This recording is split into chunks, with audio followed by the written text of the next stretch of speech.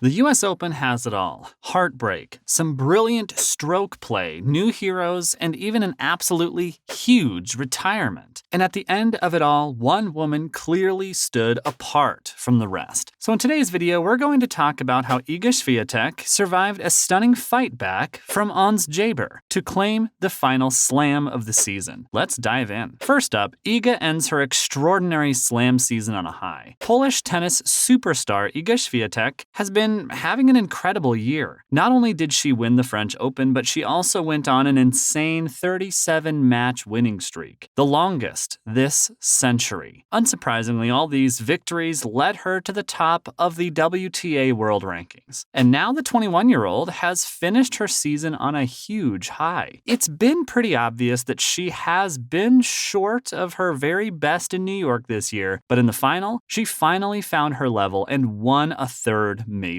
She's the youngest person to do so since Maria Sharapova in 2008. The player she was facing was Ons Jabeur, a super talented athlete in her own right. She is the first woman to reach the final of both Wimbledon and the US Open in the same season since Serena did it back in 2019. The Tunisian is also the first African female to reach the singles final at Flushing Meadows in the Open era. But while she gave it her absolute all against the world number one, she was simply outplayed by a better player. Next up, Jabeur was nervous from the start. From the off, you could tell that Jabeur was kind of nervous. And can you blame her? Playing in a Grand Slam final can get to pretty much anyone. And when you're up against the likes of Iga Swiatek, it can be very easy to lose your composure. She dropped her serve and was soon trailing 2-0, and you just can't do that against top players. Unsurprisingly, Swiatek ended up coasting through the first set and won it 6-2. And even in the second set, it looked like Iga was going to get an easy victory. She clipped a backhand down the line after latching onto a weak volley and broke. She was leading 2-0, and then she took the next game as well, via an extraordinary backhand. But soon, Jabeur started fighting back. Coming up, Swiatek squandered a break chance. Iga appeared to be distracted by a shout from the crowd and squandered a break chance, and the pendulum swung firmly in the Tunisian's favor. She made it to 4-4, and it looked like she was back in the game, but then she passed up 3 break points. Swiatek dug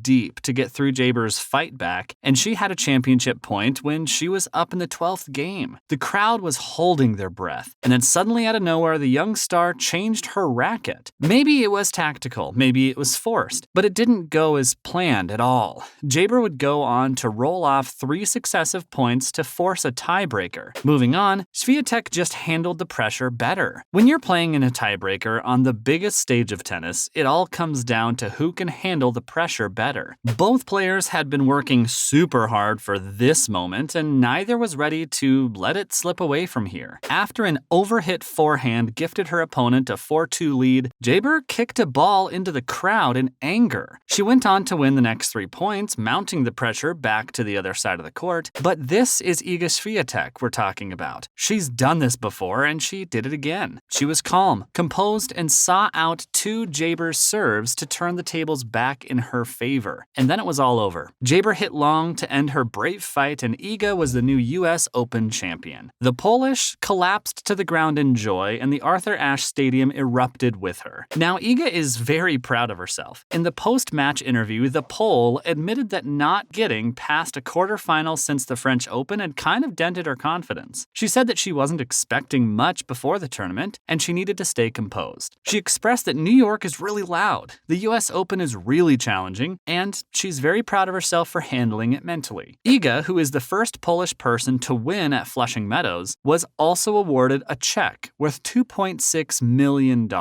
She said that she's sure this means a lot to people back home and that everyone has got to stay united at this time. She then turned to Jabeur and said that she knows this is already a pretty nice rivalry, and she was sure they were going to have many more matches. Up next, Jabeur's looking forward to the future. Jabeur thanked the crowd for cheering her up and expressed that while while she really tried, Iga didn't make it easy for her at all. She then said that her opponent deserved to win and joked that she doesn't like her very much right now, but it's okay. The 28-year-old then said that she's had an amazing 2 weeks and she's going to keep working hard to get that title sometime soon. It's important to note that she's aiming to become the very first African and Arab woman to win a Grand Slam, and she's not going to give up at all. She claimed that she's going to push herself to do more and hopefully she can inspire generations. Finally, she said that this is just the beginning of so many things. And if you ask us, she's been absolutely fantastic this entire season. While it's kind of disappointing that she's ending it without a major title to her name, she still has a long way to go. If she keeps playing like this, it's only a matter of time before she has the trophies to go along with the talent. And now it's time to move on to some more related news. First, Novak Djokovic to play at the Australian Open. Because of his